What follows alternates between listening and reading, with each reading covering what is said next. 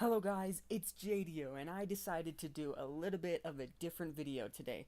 I'm going to be reviewing Xbox's Game Pass and helping you guys decide whether or not it's worth it. So recently I got the Game Pass and I almost immediately decided that it was incredibly worth it. So to start off this review, I want to take a look at the price. It's $9.99 a month, and in my opinion, it is the first time in gaming history that a corporation didn't try to rip us off, and that is incredibly true. I have two jobs right now that currently pay $10 an hour, so 1 hour of work pays for an entire month of my Game Pass. So in my opinion, that price is incredible. So let's take a look at the actual games and the content of Game Pass itself. So if you're looking to get Game Pass for every new game that comes out, then definitely do not do that. There's a lot of old games on Game Pass, and that's not necessarily bad, but there are a few people who might not be interested in the older games. That being said, Microsoft puts their exclusive games on Game Pass, which means that Sea of Thieves is currently on there, and upon release, State of Decay 2 and Crackdown 3 will be on Game Pass. And in my opinion, that is a huge selling point.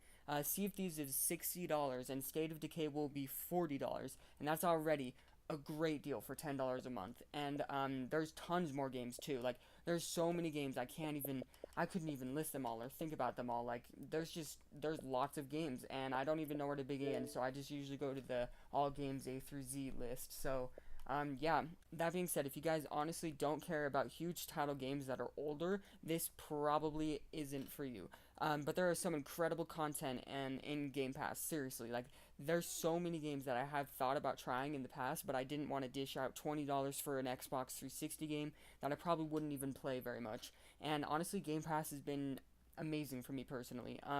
I've always wanted to try out BioShock, which right here I now have the entire series, and I didn't have to buy an Xbox 360 game that I probably literally wasn't gonna play that much. And I've always wanted to try BioShock, and I'm super happy that I can actually try the entire series now. And so yeah, that's just a big plus for me. And there's also Payday 2 and Tomb Raider and just tons of big title games that were just a little bit too old for me to really care a whole ton about, and they care really about dropping money on.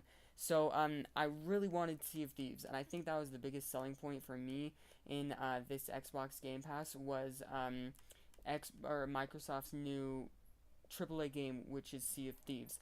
And I think that was a huge selling point for me on this because I wanted this game and I wanted to try it out with my friends, but I didn't want to dish out $60, especially for a game that was getting as much hate as this.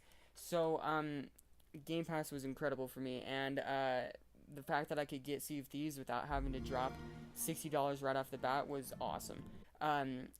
Some games, for example, State of Decay, I was very happy I didn't have to buy because the second one is going to be so much better, and I'm getting it with Game Pass anyway. So, State of Decay, I wasn't super impressed with, but I was looking into actually paying like $20 for it at GameStop and playing it, and then I would have been disappointed.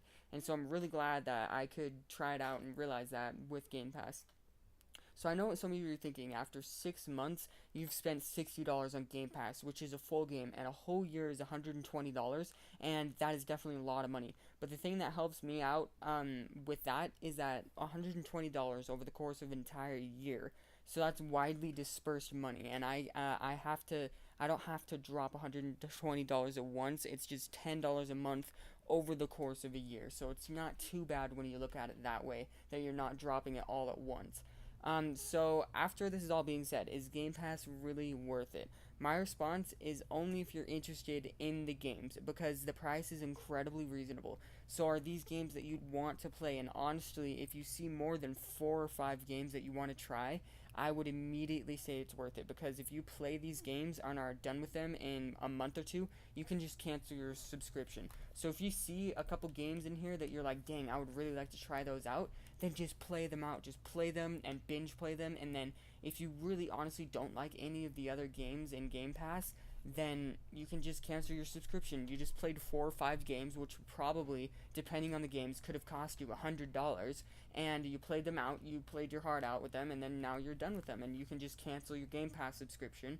And if it took you 4 or 5 months, that's $50 instead of having to pay $100. And so yeah, as you guys can see, there's hundreds of games. I think there's close to 200 games in all of Game Pass, and it just seems worth it to me. You guys can go on your Xbox right now and check out the list of all the games and see if they're worth it. So hopefully this review helped you guys.